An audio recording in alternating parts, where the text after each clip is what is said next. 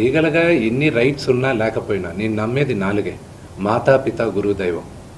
ఈ నాలుగు కానీ మనం మర్చిపోయామంటే మనకి జంతువులకి డిఫరెన్స్ లేదు.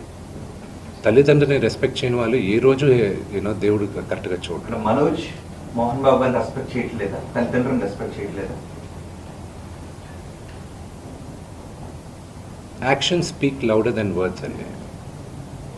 మన ప్రవర్తనలు మనం వచ్చే మాటలు కరెక్ట్ యువర్ సెల్ఫ్. చరిత్రలో చాలా ఉంది. మన రామాయణం స్టార్ట్ అయిందే అక్కడ. So correct your self.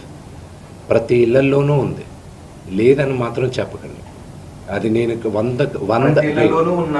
రామాయణంలో దశరథుడి ఇంట్లో జరిగింది కాబట్టి ఈరోజు చరిత్ర చెప్పుకుంటుంది. మోహన్ బాబు ఇంట్లో జరిగింది కాబట్టి ఇప్పుడు అందరూ కూడా చూడాల్సి వస్తూ ఉంది. సో అందుకు ఎందుకు అందరి ఇంట్లోనే ఉండదని అడుగుతున్నారు. దశరథుడు కాబట్టి ఈ రోజు కూడా మీరు దశరథుడు గురించి చెప్పారు. రెండో ఫ్యామిలీలో కుటుంబ తగాదాలు ఉన్నాయి. మోహన్ బాబు కాబట్టి ఇప్పుడు మోహన్ బాబు కుటుంబం కాబట్టి మాట్లాడుకోవాల్సి వస్తుంది. అది మాట్లాడుకోవచ్చు. ఎంత ఆదరించున్నారు మీ అన్ఫార్చునేట్ గా ఏంటంటే ఐ రెస్పెక్ట్ దట్. అన్ఫార్చునేట్ గా ఏంటంటే మీడియాని నేను తప్పు పట్టట్లేదండి. మీడియాని మొత్తం 100% నేను తప్పు పట్టట్లేదు. Please, I never said that. కొంతమంది వరకే మాట్లాడుతున్నాను. అండ్ ఈవెన్ మీకు తెలుసు, హద్దు మీరుతున్న వాళ్ళు కొంతమంది ఉన్నారు. వాళ్ళ గురించే మాట్లాడుతున్నాను. Yes, we are public figures. Fortunately దేవుడు ఇచ్చిన వరం అది. పబ్లిక్ ఫిగర్స్ మేము. మా గురించి మీరు రిపోర్ట్ చేయడానికి తప్పు లేదు. But there is a limit. CPI Narayana గారే నిన్న ట్వీట్ చేశారు. ఆయన ఏమన్నారు?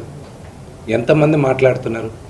కోర్స్ స్వలాభం కోసం కొంతమంది రాజకీయ నాయకులు ఏదన్నా మాట్లాడచ్చు, కానీ మెజారిటీ ఆఫ్ దెమ్ ఎందుకు కొంతమంది ఇంత ఓవర్ యాక్షన్ చేస్తున్నారని వాళ్ళే అంటున్నారు. పెద్దలేగా వాళ్ళందరూ, సొసైటీలో గౌరవించదగ్గ వాళ్ళే కదా.